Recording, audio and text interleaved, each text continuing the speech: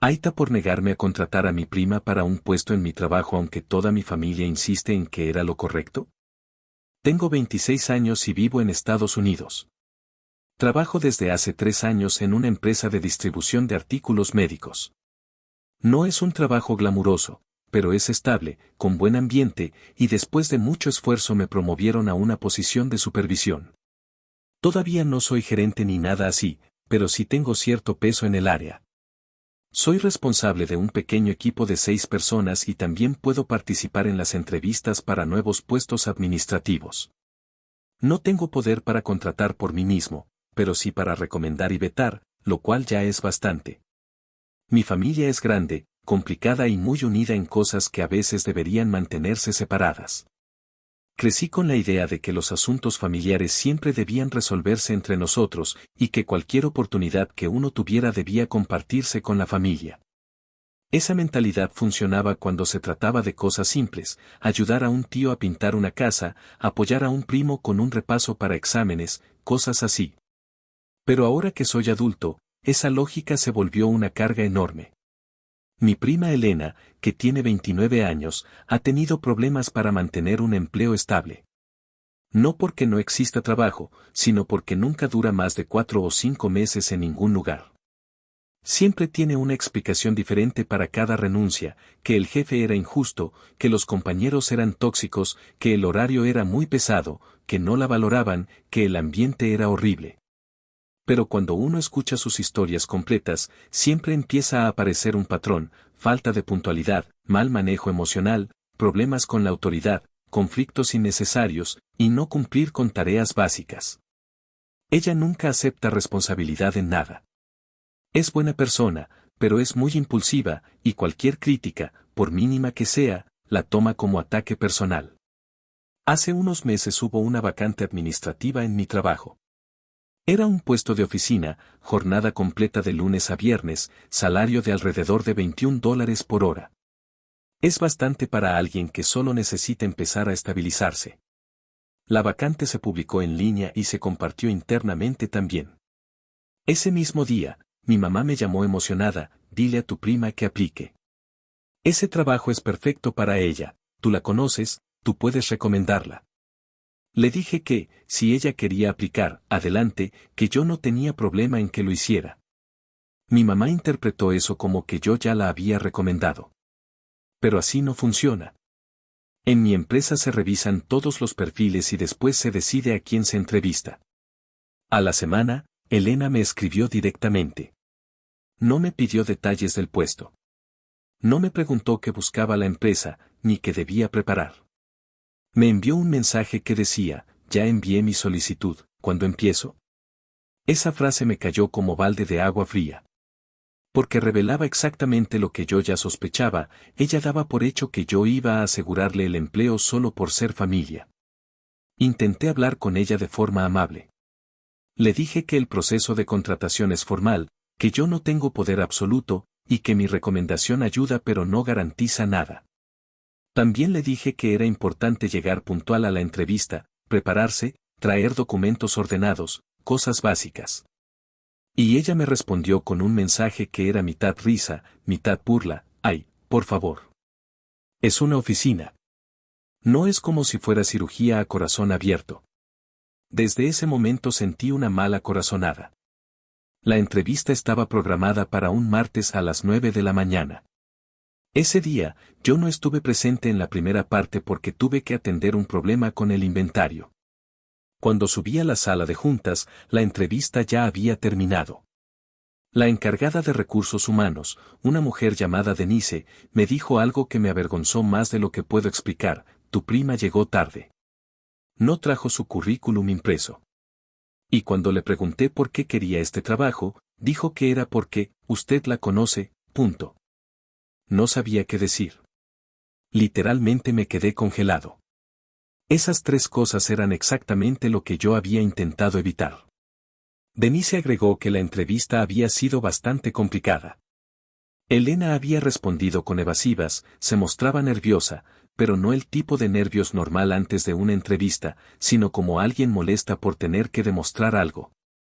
Y lo peor, Cuando Denise le preguntó por qué había dejado sus trabajos anteriores, Elena habló mal de todos sus antiguos jefes, uno por uno. Cuando terminó de contarme eso, yo solo pude decir, gracias por avisarme. Sé que es incómodo. Ella sonrió de forma amable, pero me dejó muy claro que no iba a avanzar en el proceso. Y sinceramente, no la culpo. Esa misma tarde recibí mensajes de toda mi familia.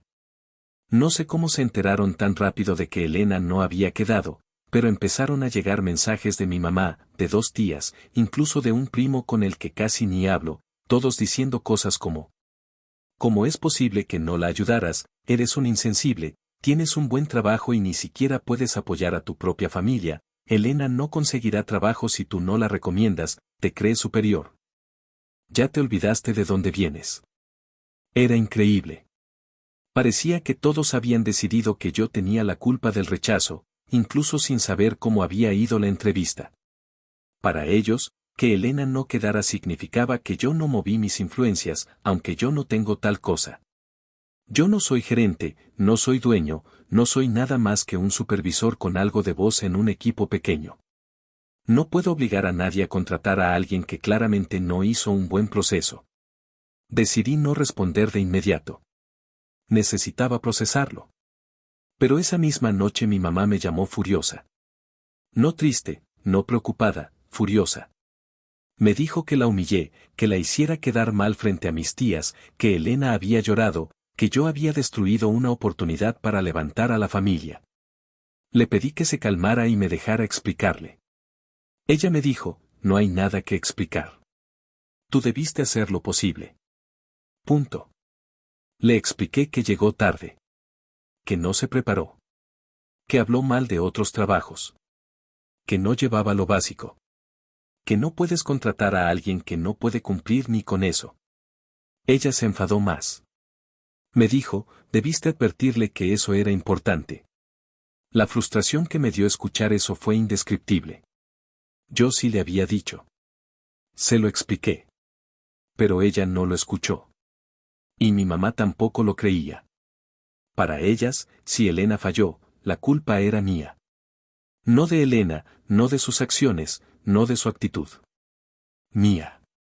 Esa noche no dormí bien. El estrés de tener a toda la familia encima era demasiado. Durante la semana, la situación empeoró. Una tía incluso me mandó un mensaje diciendo que yo ya no era parte de la familia porque solo veía por mí mismo. Me acusó de ser un burgués pretencioso, algo completamente absurdo considerando que soy alguien que gana apenas lo suficiente para vivir. La tensión llegó tan lejos que un domingo, durante una comida familiar, mi mamá me pidió que no fuera. Me dijo que no era un buen momento. Lo que realmente significaba era que no querían que estuviera porque me iban a culpar públicamente. Eso me lastimó más que todo lo demás. No me invitaron por culpa de un trabajo que no era mío para regalar. Unos días después, Elena me envió un mensaje privado. Uno largo. No insultó, pero escribió cosas como no esperaba esto de ti, pensé que ibas a estar de mi lado, si hubieras hablado bien de mí me habrían contratado, ni siquiera lo intentaste. Me quedé mirando ese mensaje mucho tiempo. Me tomó una hora decidir cómo responderle. Al final, solo dije la verdad, que no podía mentir por ella, que no podía poner en riesgo mi trabajo, que no puedo obligar a una empresa a contratar a alguien que no se presenta de forma profesional. Que yo sí intenté ayudarla, diciéndole lo que tenía que hacer, pero que no puedo hacer su trabajo por ella. No me respondió. Desde entonces, la relación con mi familia se volvió bastante distante. Mi mamá todavía me habla, pero ya no de la misma manera. Mis tías no me buscan. Y Elena me bloqueó de todas las redes sociales. Todo por no regalar un puesto que ni siquiera era realmente mío. Lo más irónico es que, semanas después, Denise me dijo que la vacante terminó llenándose con una mujer que llevaba años trabajando en logística y que tenía experiencia en el sistema que usamos. Alguien calificado, responsable y puntual. Y también me dijo que, por cierto, la empresa había empezado a investigar algunas quejas de empleados sobre favoritismos y recomendaciones sospechosas. Porque habían tenido problemas antes con personas contratadas solo por conexiones. Que contratar a alguien sin capacidad podía perjudicar al equipo completo. Y yo, escuchando eso, solo pensaba en cómo en mi casa eran capaces de crucificarme por no hacer exactamente lo que la empresa justamente quería evitar. Y ahí se quedó todo. Actualización 1. Ha pasado un tiempo desde que publiqué la primera parte, y la situación con mi familia no mejoró tan rápido como esperaba. Después de que Elena no consiguiera el puesto y todo el drama que se generó, las conversaciones en mi casa se volvieron tensas, incluso cuando no hablábamos directamente del tema. Mi mamá, por ejemplo, seguía soltando indirectas cuando estaba molesta por cualquier otra cosa. Frases como algunas personas se olvidan de ayudar, todos necesitamos una mano a veces, no todos tenemos una vida tan fácil. Yo sabía perfectamente a qué se refería, y aunque intentaba no engancharme, era casi imposible no sentirme incómodo. La relación con mis tías también se enfrió. Especialmente con la mamá de Elena. Ella pasó de saludarme efusivamente a apenas responderme un hola cuando coincidíamos en reuniones familiares. A veces ni eso. Era como si yo hubiera cometido un crimen imperdonable. Tampoco hubo intento de hablar las cosas de manera adulta. Solo distancia y resentimiento. Y aunque molesta, no me sorprendía, así es esta parte de la familia, muy explosiva para lo emocional, muy inflexible con sus ideales. Pero quizá lo que más me complicó al principio fue cómo esto afectó mi ánimo en el trabajo. No porque hubiera hecho algo malo ahí, sino porque me daba vergüenza enfrentar a Denise y a los demás sabiendo que ellos vieron el desastre de la entrevista. Me costó unas semanas volver a sentirme cómodo en mi rol. Me daba miedo que creyeran que yo intenté colar a un familiar incapaz. Tuve que aclarar, casi en cada interacción al principio, que yo no presioné para nada el proceso. Y por suerte, todo el equipo sabía que yo jamás haría eso. Aún así, era incómodo, porque sentía que llevaba una flecha luminosa encima que decía yo soy el que recomendó a su prima desastrosa. Un día, Denise me llamó a su oficina. Pensé que algo malo había pasado, pero no. Me agradeció por manejar la situación con madurez. Dijo que había tenido familiares de empleados mucho más problemáticos, que muchas veces eran los propios empleados quienes insistían en meter a alguien que claramente no funcionaría. Me dijo que valoraba que yo no hubiera presionado, que hubiera sido honesto y profesional. Esa conversación me aligeró la carga más de lo que imaginé. Yo necesitaba escuchar que nadie en mi trabajo me veía como el nepote irresponsable del área. Pero aunque en el trabajo las cosas se acomodaban, en mi casa era al revés. 2 semanas después de la entrevista fallida, Elena consiguió otro empleo, esta vez en un call center. Duró apenas mes y medio. Mi tía dijo que la despidieron injustamente, pero ya sabía cómo iban esas historias. Y, como siempre, su despido se convirtió en otro motivo para criticarme a mí. Para mi tía y mi mamá, si yo la hubiera ayudado a entrar a mi oficina, ella no estaría brincando de trabajo en trabajo. Un día, cansado del tema, le dije a mi mamá con calma. Mamá, no era mi puesto. Yo no podía darle algo que no me corresponde. Y ella respondió algo que, aunque no fue agresivo, sí me dejó pensando. Pues a veces uno tiene que hacer lo posible aunque no sea su responsabilidad.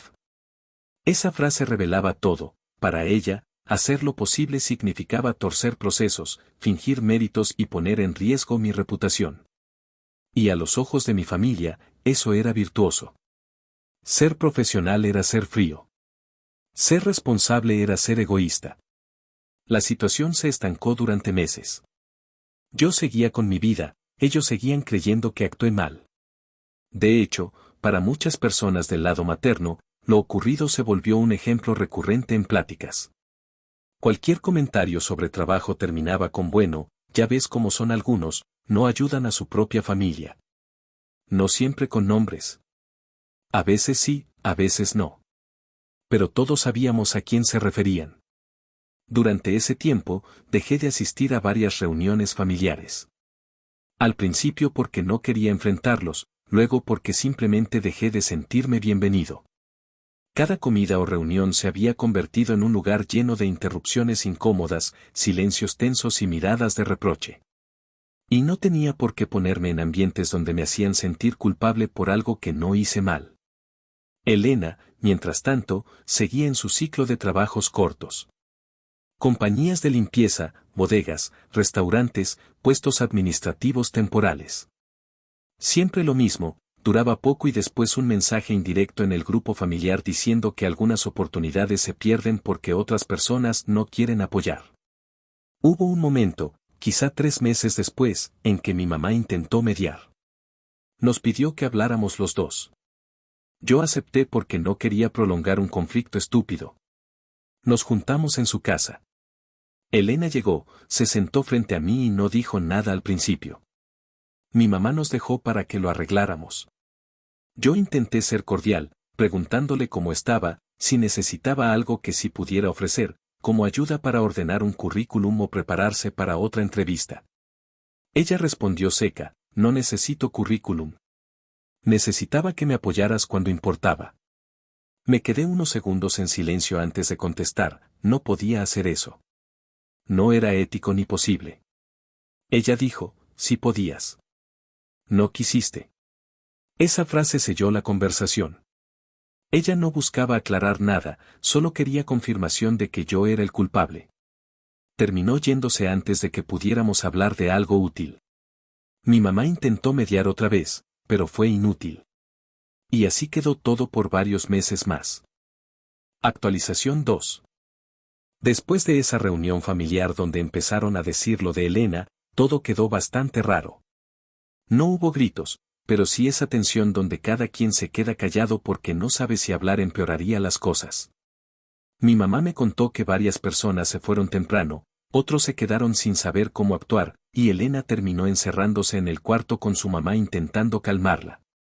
Yo no estuve ahí, pero conociendo cómo funciona mi familia, me lo imaginé perfecto, todos caminando alrededor del tema sin saber si seguir hablando o fingir que nada pasó.